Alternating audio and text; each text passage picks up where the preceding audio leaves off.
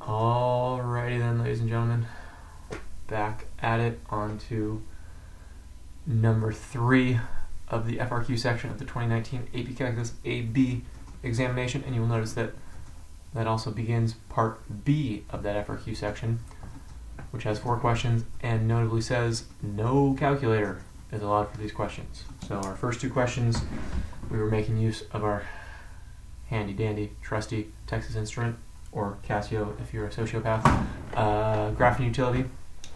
But now we're going to put that away, and from here on out we are without calculator.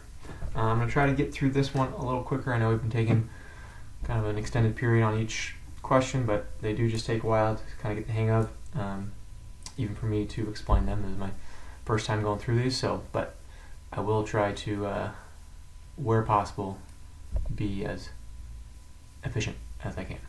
So let's read what this question is asking us to do. First of all, we notice they've given us a graph. It's kind of a funky looking piecewise dealio. I'm thinking there might be some definite integrals going on with some geometric interpretations because we don't have our calculator, but let's see what it has. And you're probably starting to notice with these, as I said, I wasn't going to take long, but I'm going to go on the side here. With these FRQ questions, it's not just like one thing. It's not like, oh, do you know how to do this one skill? Okay, it's a wide span of different things throughout our first year of calculus. So you might be thinking, how are they going to test me in 3 questions whether or not I know calculus? Well, in those 3 questions, they're going to ask you to touch upon a lot of different pieces of information from your first year of calculus. And this problem will continue to illustrate that all these little things, rather than just doing them once and showing you can do that skill, the free response really requires you to kind of bring that all together in a kind of organic way. So all that said, graph of f is here, and we are told about this function f that the continuous function f is defined on this closed interval, not only just shown here, but also from -6 all the way to 5. Okay, so -6 is somewhere over here. Even though we can't see it, the function is continuous over there. The figure above shows a portion of the graph of f from -2 to 5, consisting of 2 line segments and a quarter circle centered at the point 5, 3. It is known that the point 3, 3 minus square root of 5 is on the graph of f. Okay, I don't know when, but I'm guessing if they just threw this out there, this point will come into play. So let's actually go ahead and label that point at 3, whatever that is. That point there is 3, 3 minus root 5. Okay. They told us that these were lines, so we can take them at face value. Just kind of quickly looking at it, this kind of looks like a slope of -1, horizontal or vertical shift down 1. So this looks like something like y equals -x minus 1. This guy looks like he has a slope of 2, also vertical shift down 1. So this would be something like y equals 2x minus 1. That might come into play, might not, but it's just good to kind of identify parts that we can. I mean, we could find this curve here, but for the time being, we're not going to. But it is important to note that this is the center of the circle, and so clearly it has a radius of 3. There's kind of a little quarter circle here. That will come into play for sure. All right, so part A says if the definite integral from -6 to 5 of f of x dx is equal to 7, find the value of the definite integral from -6 to 2 of f of x dx. Show the work that leads to your answer. Okay, so this is a bigger chunk of our graph than we are shown. Okay, from -6 is somewhere over here to 5. And they're asking specifically from -6 to 2, what is that area? They give us the whole thing, that it's 7. They want this part. So So the first thing we need to realize is that this definite integral can be broken into two pieces. This piece that they're asking us for, and then this remaining piece, which we have the ability to figure out. And then that will allow us to find this, since we know what the whole thing is. So, what that will look like for part A. Where's my scratch paper? There we go. So this is FRQ numero 3.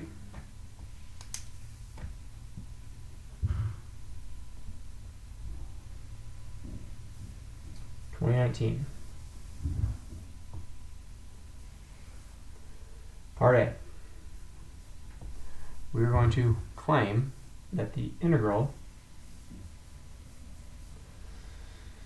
from -6 to 5 of f of x dx is exactly equal to the integral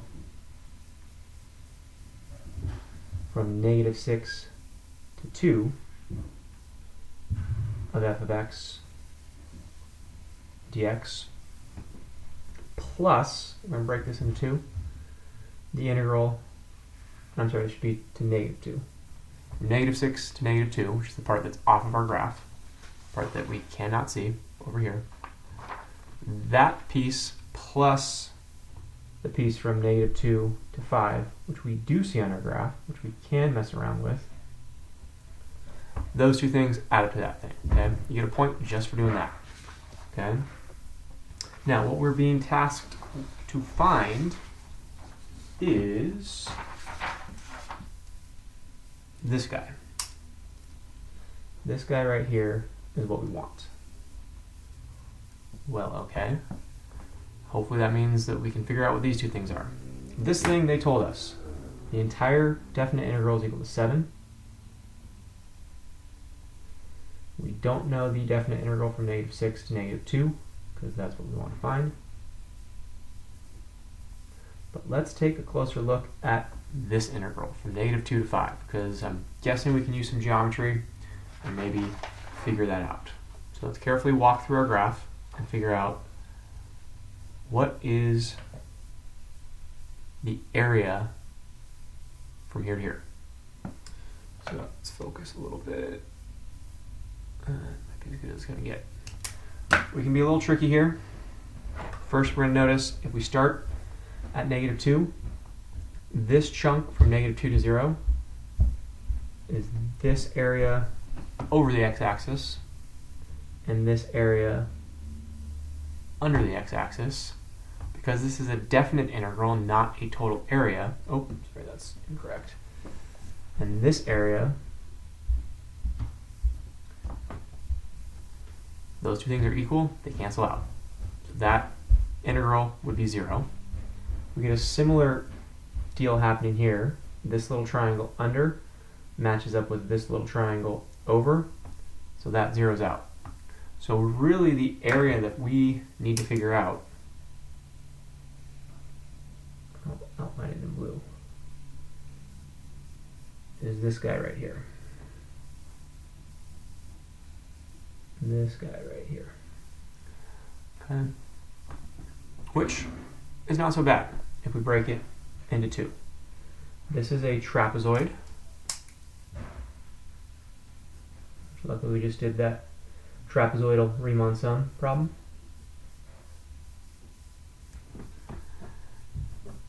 And then this area is a little bit trickier. And I suppose if you wanted, you could figure out the formula that, or the function that determines this curve, and then do the definite integral from 2 to 5. But that would take a heck of a long time. And it would be easier if we recognize that this right here is a square of base 3.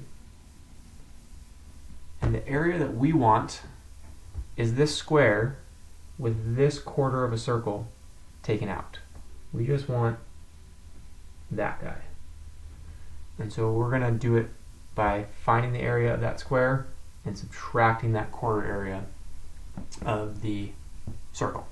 Okay, so kind of jotting that all together, we're going to do that this integral is those parts that zeroed out, and then area of the trapezoid, and then area of square circle deal. Okay? And if we can figure those out, we'll subtract that all from 7, and we'll have the integral they asked us for. So 7 is equal to the definite integral from -6 to -2 f of x dx. The area of the trapezoid is going to be half of our height times base 1 plus base 2. Remember, this is like a sideways trapezoid, so our height is just 1. Our first base has a length of 1. Our second base has a length of 3. So the area of this trapezoid will be 1/2 of 1 plus 3. That's looking like it's going to be 2. For the area of the square circle region, it's going to be the difference between the area of this square and this quarter circle. And well, the area of that square is 9. And then we're going to subtract a quarter of the area of the circle, whose radius is 3. So quarter pi r squared.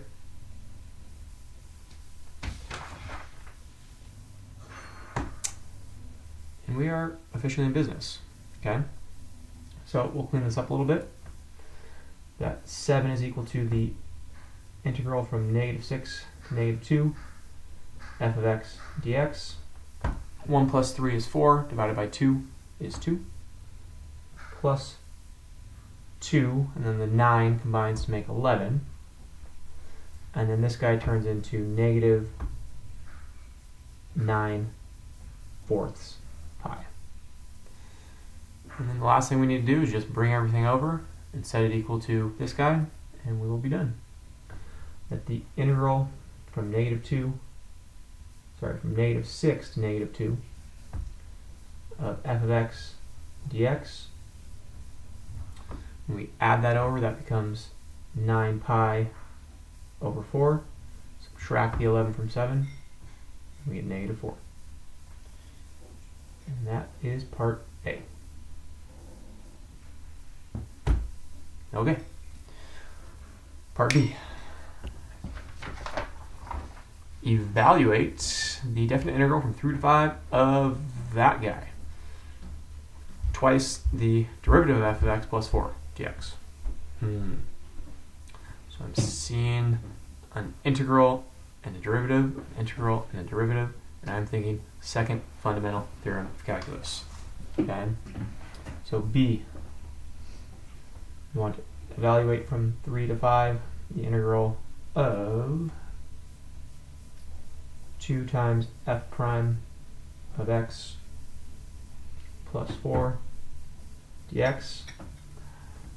Off to the side, we will remind ourselves that the second fundamental theorem of calculus guarantees that if we want the integral from a to b of f prime of x dx, we can just take the difference of those endpoint values of this guy's antiderivative, namely f of b minus f of a. This is accumulated change, so we just do the total change on the function. So for our purposes, we don't know what f prime is, but we certainly know what f is. If we break this apart, we'll have the definite integral from 3 to 5, pull that 2 out, of f prime of x dx, plus the definite integral from 3 to 5, I don't know what to put 4, of 4 dx. Over here, this will turn into 2 times f of 5 minus f of 3, second fundamental theorem. This is a pretty straightforward integral over here. 4x from 3 to 5. Oh, and here's where f of 3 is going to come in handy, okay? Because we have our graph where we can hopefully pull these values. So f of 5, looks like that's 0.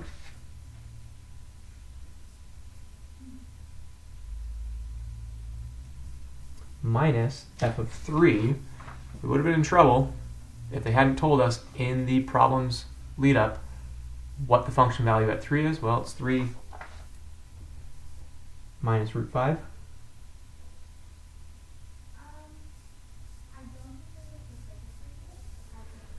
Plus this guy, which is 4 times 5 minus 4 times 3. At this juncture, I would recommend box this up, walk away. Box this up, walk away. You will get full points for this answer. And only bad things can happen when you try to simplify, especially when you've got distribution of a negative and just multiplication that I know can be scary for some of us. This is the right answer. If you are so inclined and you want to get to a simplified answer, your funeral, but we can do it. So that'll be 2 times negative 3 plus root 5 plus 20 minus 12, which at the end of the day I think turns into, that's an 8 minus a 6 is a 2, so 2 plus root 5. Either of those will be fine. I recommend just leaving it here. You do not need to simplify. AP readers don't cur. Okay, all right. Still trying to go a little quicker. Okay, part C. Part C tells us that we've got this new function g of x, which we're going to define as the integral from negative 2 to x of f of t dt. That's a little worrisome until we remember the first fundamental theorem of calculus. And then they're asking us find the absolute maximum value of g. Absolute maximum value. That's making me think of something in particular. On this closed interval from negative 2 to 5. Justify your answer. An absolute extremum, maximum or minimum extremum on a closed interval. That makes me think extreme value theorem. Okay. Well, the extreme value theorem deals with a function's derivative and its critical points, figuring out where it's 0, because anytime a derivative is 0, we know we're at a relative max or a relative min, and figuring out which one is maximum or minimum depending upon what we're asked to find, but then also checking the endpoints. Okay, so endpoints and critical points. So the extreme value theorem tips us off to the idea that we need g prime of x. They gave us g, we need g prime. Well, all right, g prime of x is going to incur the first fundamental theorem of calculus, that if we differentiate on this side, we do this sub with x and then do the chain rule, and so g prime of x is actually equal to f of x. Chain rule on x, derivative of x is just 1. So g prime, the derivative of g, is our f of x function, which makes us happy because we can deal with that. And we want to know, when is it equal to 0? When is it equal to 0? Okay. Well, luckily we have a graph where we can just go look. And so we're going to make a little table here and fill it out based on what we see. So we're going to have g prime. No, sorry. We're going to do, let's just do x.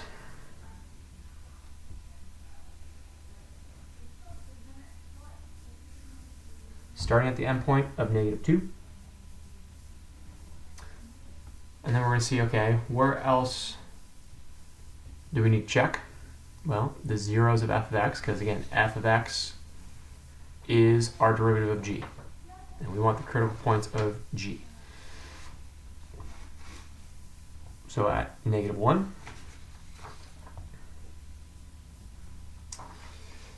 at this guy, which has to be 1/2 based on this function here. So at 1/2. And then at our other endpoint of 5, which is also apparently a 0. So those 4 are the points we need to figure out. And we need to figure out the function value, so actually g of x here, because we're looking for the absolute maximum value of g on this interval from -2 to 5. Okay. Absolute max on -2 to 5. So whichever of those 4 values spits out the biggest number in g will be our winner. Okay, so we'll do a little side work here. We're just going to fill out our answers here. The function value g of -2. When we want g of something, we're going to use the definition they gave us. So it's going to be the integral from -2, so this -2, and then our inputs are going to go here, of -2, so from -2 to -2 of f of x dx. Well, that of course is 0, so our function value is 0. Alright, now we're looking at g of -1, which is the definite integral from -2 to -1 of f of x dx. So we'll look to our graph. From -2 to -1 is this interval here. And hopefully we can see that this area is a triangle, base of 1, height of 1, area 1/2. So g of -1 is 1/2.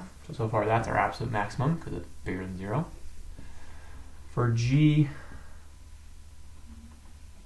of 1/2, we look at the integral from -2 to 1/2 of f of x dx. Again, going to our graph, from -2 to 1/2, well, these two guys will cancel out. So we're really just interested in from 0 to 1/2 is again a triangle. Notice that it's underneath the y-axis, so it's going to be a negative integral. And it's a triangle whose base is 1/2 and whose height is 1. So its area is 1/2 of the base times the height, which is 1/4. Alrighty, so far 1/2 is holding strong as the absolute max. So let's see what g of 5 has in store. G of 5 would be the full integral from -2 to 5 of f of x dx, which is this whole area under the curve. We've already done this work in part A. Okay, we figured out that those two parts and those two parts cancel each other out, and so really we just wanted this trapezoid and this kind of negative part of our semicircle of this square. So let's go see up what that was. It was the area of the trapezoid plus the area of the square with the circle cut out, which was this 11 minus 9 pi fourths. So 11 minus 9 pi fourths. And so then the question is, what's bigger, 1/2 or this guy? Remember, you don't have a calculator. So let's just kind of do some mental math. 9/4 is like a little bit bigger than 2, like 2 1/4. A little bit bigger than 2 times pi, which is like a little bit bigger than 3. Let's call that 6 1/2, 7, maybe if we're being generous. Even if it's 8, 11 minus 8 is certainly bigger than 1/2. Okay? And so this will be our absolute maximum. And so for our conclusion, we're going to say that the absolute maximum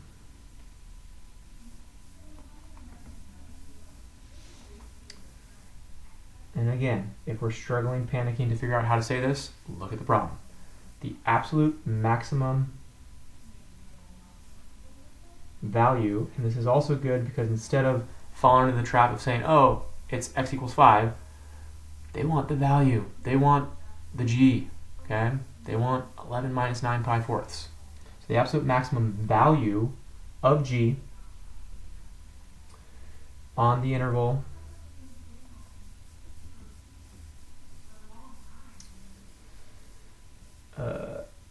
-2 to 5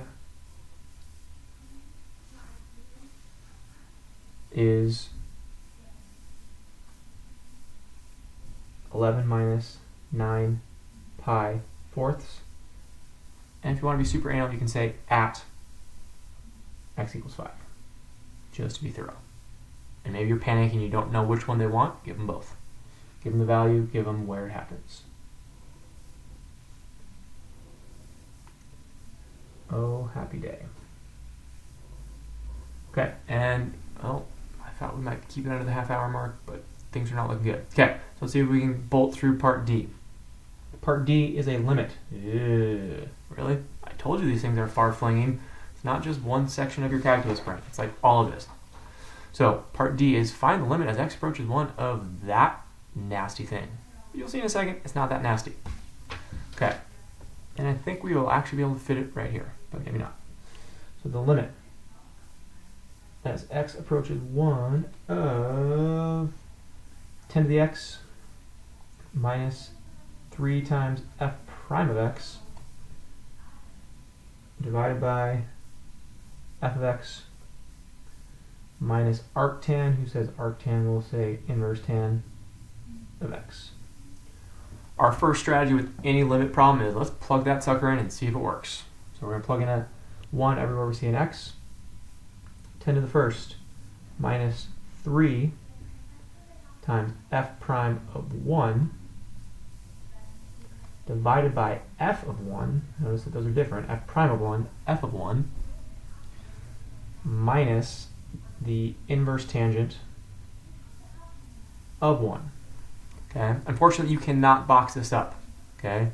There is still unknowns here, and technically, inverse tangent you need to be able to do as well. So we need to figure out what those three things are. 10 to the first is 10. What is 3 times the derivative of f at 1? Here's 1. Here's f. What is the slope of that curve at 1? Well, it's the same slope as anywhere between 0 and 2, because this line has a slope of 2, so it's 2. The derivative of f at 1 is 2. Divided by f of 1. Now they just want the function value of 1. That's 1.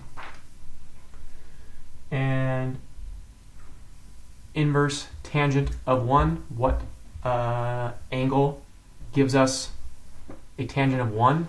In my mind, I think when is cosine and sine equal? Well, that's 45 degrees. But we can't put 45 degrees because we're calculus students. We're going to put pi over 4. And this is boxable, and because we have a chance to make it in under 30 minutes, I'm going to box it, call it a day.